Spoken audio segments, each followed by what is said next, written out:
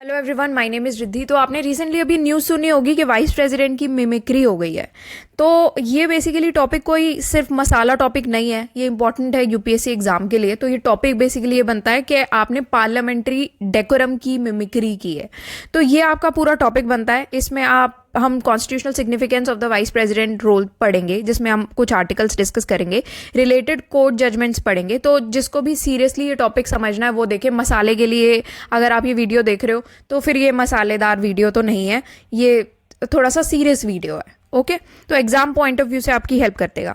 तो अभी ये रीसेंट इंसिडेंट्स काफ़ी सारे देखे गए हैं, इनफैक्ट पहले भी हुए हैं कि जहाँ पर पार्लियामेंट में एक दूसरे की लोग मौकरी करते हैं या एक दूसरे पर ताने कस देते हैं। तो वो सारी चीज़ें चलती हैं। बट यहाँ पर क्या हुआ है ना, वाइस प्रेसिडेंट की मौकरी हो गई है।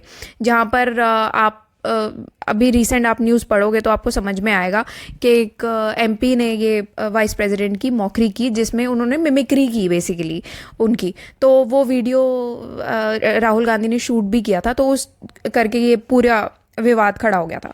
तो अभी ये जो रीसेंट इंसिडेंट्स होते हैं इसमें पार्लियामेंट्री डेकोरम का इरोजन दिखता है, क्योंकि ऐसे बिहेवियर सिर्फ ऐसा नहीं है कि आपने राज्यसभा की सैंक्टिटी को कॉम्प्रोमाइज़ किया, बल्कि हमारा जो कॉन्स्टिट्यूशनल प्रिंसिपल्स हैं जो कि वाइस प्रेसिडेंट का रोल दर्शाते हैं, वो चीज़ को भी आपने चैलेंज कर दिया, कॉम्प्रोमाइज़ कर दिया है। क्योंकि वाइस प्रेसिडेंट क्या है ना, सेकेंड सिटीजन ऑफ इंडिया है। जब प्रेसिडेंट नहीं होते ना तो वाइस प्रेसिडेंट उनका रोल रहता है। तो आप सोचो इंटरनेशनल फोरम्स में हम लोगों की क्या इज्जत रह जाती है, या फिर अगर आप इस तरीके की चीज़ें, वो भी पार्लियामेंट में ही अगर आप करते मिलते हो तो उससे क्या होता है ना कि आप एक बेसिक रिस्पेक्ट होती है, एक सिविलिटी होती है, वो वैल्यू भी आप खो चुके हो। तो वो चीज़ यहाँ पर दर्शाता है। तो वो पार्लियामेंट्री डेमोक्रेसी की भी फंक्शनिंग के लिए बहुत ज़रूरी होती है कि आपको बेसिक रिस्पेक्ट तो एक दूसरे के लिए रखनी होती है। अब आपने घर पे जाके जो मर्जी करो, बट आप पार्लियामेंट में ही इस तरीके के इंसिडेंट हो रहे हैं तो वो बहुत ही एक कंसर्न की बात हो जाती है। कॉन्स्टिट्यूशनल सिग्निफिकेंस क्या है वाइस प्रेसिडेंट के रोल का? तो हमारे जो फ्रेमर्स है कॉन्स्टिट्यूशन के, उनकी काफ़ी एक अलग पोजीशन रही है वाइस प्रेसिडेंट की वहाँ पर। तो उन्होंने बेसिकली वाइस प्रेसिडेंट को एक ऐसा इंपॉर्टेंट पोजीशन दिया है, because vice president second citizen of India है आफ्टर द प्रेसिडेंट, और वो एक इम्पार्शियल और डिग्निफाइड प्रिजाइडिंग ऑफिसर रहे हैं राज्यसभा में। और वाइस प्रेसिडेंट कॉन्स्टिट्यूशनल सक्सेसर भी है प्रेसिडेंट के। अगर प्रेसिडेंट मौजूद नहीं है इन केस ऑफ वैकेंसी, तब वाइस प्रेसिडेंट उनकी पोजीशन होल्ड करते हैं। तो आप समझ सकते हो कि कितनी इंपॉर्टेंट पोजीशन है उनकी हमारी नेशनल लीडरशिप हायरार्की में, जो कि आर्टिकल 65 दर्शाता है। आर्टिकल 65 आप यहाँ से देख सकते हैं कि vice president as the ex official chairman of the Rajya Sabha उनको ये डेजिग्नेट किया जाता है, जिसमें उनके ऑफिस को काफ़ी इंपॉर्टेंट रिस्पॉन्सिबिलिटीज़ दी जाती है। फिर आर्टिकल 80 आता है कॉन्स्टिट्यूशन का, जिसमें यहाँ पर राज्यसभा का कॉन्स्टिट्यूशन, वाइस प्रेसिडेंट और उनकी कैपेसिटी क्या है, वो सारी चीज़ें यहाँ पर बताई जाती है।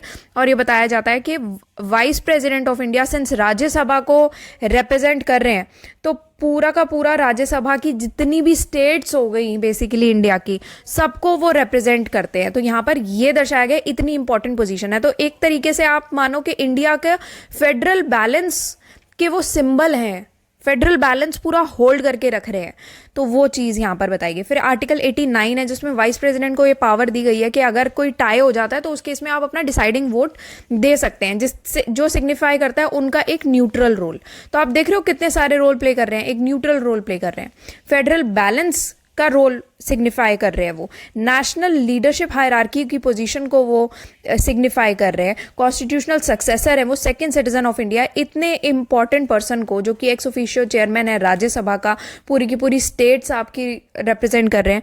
तो ऐसी पोजीशन को आप पार्लियामेंट के अंदर ही बैठ के आपने मिमिक्री कर दी या मौकरी कर रहे हैं, तो ये बहुत ही कंसर्न की बात है। और उस केस में अगर स्ट्रिक्ट एक्शंस नहीं लिए गए तो फिर क्या होता है ना कि आगे आने वाले टाइम में फिर जो लोग देख रहे हैं वो भी ये समझते हैं कि अरे इसमें तो क्या ही है ना।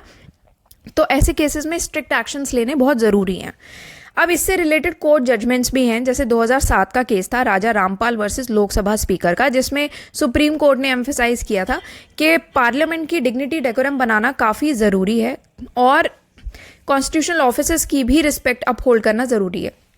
यहाँ पर मैं आपको एक केस बता देती हूँ। बेसिकली राजा रामपाल एक मेंबर ऑफ पार्लियामेंट थे, जिन्होंने अपना जो डिस्क्वालिफिकेशन था, लोकसभा स्पीकर ने बेसिकली उनको डिस्क्वालीफाई किया था क्योंकि वो अपनी पॉलिटिकल पार्टी से डिफेक्टेड थे, वो एंटी डिफेक्शन अगर आपने पढ़ा है तो टॉपिक वो आप पढ़ लेना अगर आपको नहीं वो क्लियर है तो, ठीक है। तो उन्होंने उनका जो राजा रामपाल है उन्होंने उनका डिस्क्वालिफिकेशन चैलेंज किया था अपना ही, जो कि डिस्क्वालीफाई उन्होंने उनको लोकसभा स्पीकर ने कर दिया था। तो अब हुआ क्या था यहाँ पर कि स्पीकर के पास इतनी डिस्क्रिशनरी पावर कैसी है, ये वगैरह वगैरह, ये वाला विवाद हो गया था। तो इस केस ने ना काफ़ी सारे क्वेश्चंस उठाए थे स्पीकर की डिस्क्रिशनरी पावर्स पर, कि क्या स्पीकर के पास इतनी पावर है कि वो डिस्क्वालीफाई कर सकता है ऐसे, या डिस्क्वालिफिकेशन मैटर्स पर ये उठाया था, जिसमें सुप्रीम कोर्ट के पास जब ये मैटर गया था तो उन्होंने कहा था कि स्पीकर का डिसीजन जो है वही इसमें ठीक है, और सुप्रीम कोर्ट ने स्पीकर के डिसीजन को अपहोल्ड किया था और ये बताया था कि ऐसे मैटर्स में स्पीकर के पास काफ़ी अच्छी खासी अथॉरिटी होती है। ऐसे ही फिर दूसरा केस हुआ था सुब्रमण्यम स्वामी वर्सेस राजू, 2016 का केस था, जिसमें बेसिकली एक वो कि आपस में पार्लियामेंट्री प्रोसीडिंग्स का आप डेकोरम बना के रखो और पर्सनल अटैक्स और एक दूसरे पर डेरोगेटरी बिहेवियर वगैरह ना करो, वो चीज़ बताई गई है। इसमें ऐसे स्पीकर एज सच कोई रोल नहीं था। इसमें क्या था, बेसिकली सुब्रमण्यम स्वामी जो कि एक पॉलिटिशियन है, आप जानते भी होंगे, उन्होंने कंप्लेंट फाइल की थी अगेंस्ट पी चिदम्बरम जो कि यूनियन मिनिस्टर हैं। तो उन्होंने कहा था कि ये एयरसेल मैक्सिस डील है इनका, इसमें करप्शन के ऊपर उन्होंने ये इशू उठाया था। तो अब इस केस को ट्रायल कोर्ट में चला था, जहाँ पर सुब्रमण्यम स्वामी ने चिदम्बरम और उनके जो बेटे हैं उनको अक्यूज़ किया था, जिसमें काफ़ी सारे इश्यूज उभर के आए थे, करप्शन के, मनी लॉन्ड्रिंग के, रेगुलेटरी अप्रूवल्स वगैरह के। तो ये जो लीगल प्रोसीडिंग्स हुई थी काफ़ी लंबी चली थी, जिसमें एक करप्शन के मामले में पॉलिटिकल डिस्कोर्स देखा गया था। तो यहाँ पर यही कहा गया था कि पर्सनल अटैक या डेरोगेटरी बिहेवियर वहाँ पर पार्लियामेंट में ना किया जाए, पार्लियामेंट्री प्रोसीडिंग्स में एटलीस्ट ना किया जाए। अब इससे कुछ एसोसिएटेड कंसर्न्स है, जैसे कि सबसे पहली चीज़ देखी जाती है कि पार्लियामेंट्री डेकोरम का इरोजन देखा गया है। मतलब कि इस तरीके के इंसिडेंट्स ये दिखाते हैं कि कितना सीरियस है। अगर आप ऐसी चीज़ें कर रहे हो तो फिर आगे आने वाले लोग आपको किस तरीके से देखेंगे, या फिर पार्लियामेंट्री प्रोसीडिंग्स को कितना सीरियसली लिया जाएगा। राज्यसभा की इमेज को भी ये बहुत ही एडवर्सली अफेक्ट करता है, क्योंकि राज्यसभा की रेपुटेशन एज एन इंस्टीट्यूशन वो भी तो खतरे में आ जाती है ना। आप और जो वाइस प्रेसिडेंट से जुड़ी हुई जो रिस्पेक्ट है, ये पोजीशन काफ़ी इंपॉर्टेंट पोजीशन है, इससे जुड़ी हुई रिस्पेक्ट फिर वो भी कम होती है ना। उस चेयरमैन की रिस्पेक्ट आप नहीं कर रहे हो तो कितनी गलत बात हो जाती है ये।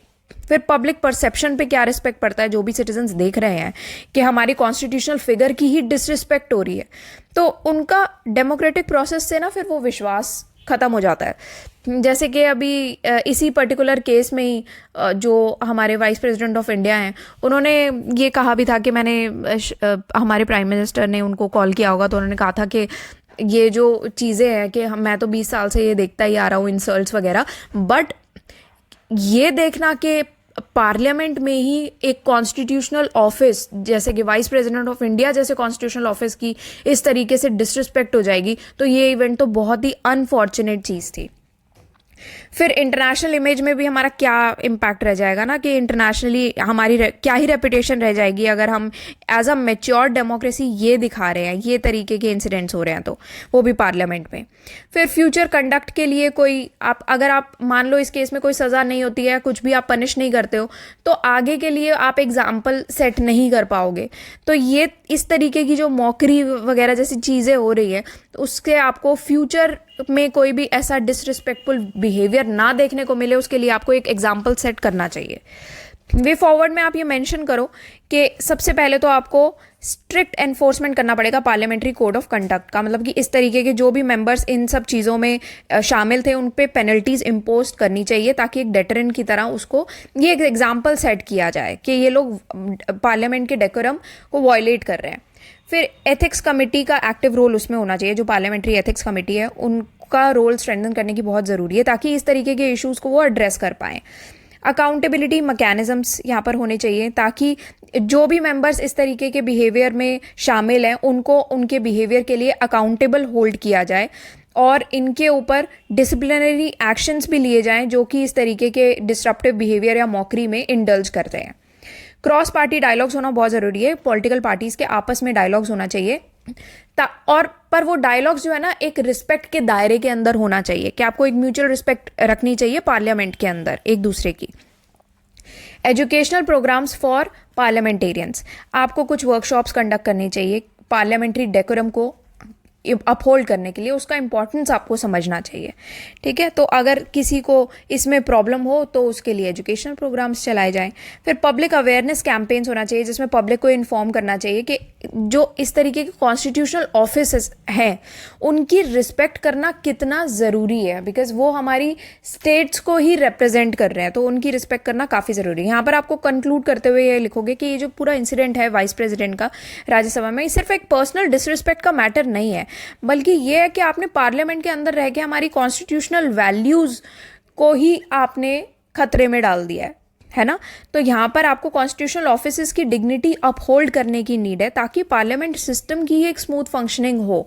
अगर आप मान लो अभी वाइस प्रेसिडेंट है, वो यहाँ पर हेड कर रहे हैं, पूरे राज्यसभा को चेयर कर रहे हैं, तो यहाँ पर क्या है, अगर आप जो आपको चेयर कर रहे हैं उनकी ही आप डिसरिस्पेक्ट करने लग जाओगे तो उसमें पार्लियामेंट्री सिस्टम की स्मूथ फंक्शनिंग कैसे चलेगी। फिर तो आप यही सब चीज़ें चलती रहेंगी, फिर आपके आगे आने वाले टाइम में आपके लिए उतनी ही प्रॉब्लम्स खड़ी होती जाएंगी।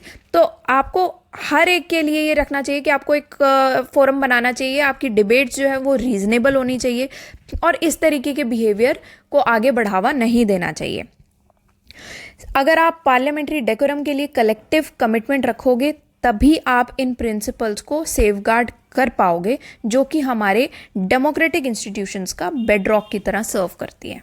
ऑलराइट, तो ये हम लोगों का ये टॉपिक था और synopsize.com आप ब्लॉग पर जाओगे तो ये टॉपिक आपको वहाँ पर मिल जाएगा। और कोई इशू है या आपके क्या व्यूज़ हैं वो आप कमेंट सेक्शन में लिख के बता सकते हो। और किसी को ये वीडियो वगैरह जो सर्च करनी है वो तो लोग सर्च कर ही रहे हैं, तो वो आप अपने आप जाके किसी भी न्यूज़ चैनल की वीडियो देख सकते हो, कैसे मिमिक्री की वगैरह, ये सब चीज़ें हम एटलीस्ट प्रमोट नहीं करना चाहेंगे। So that's all for today and thank you for watching this lecture.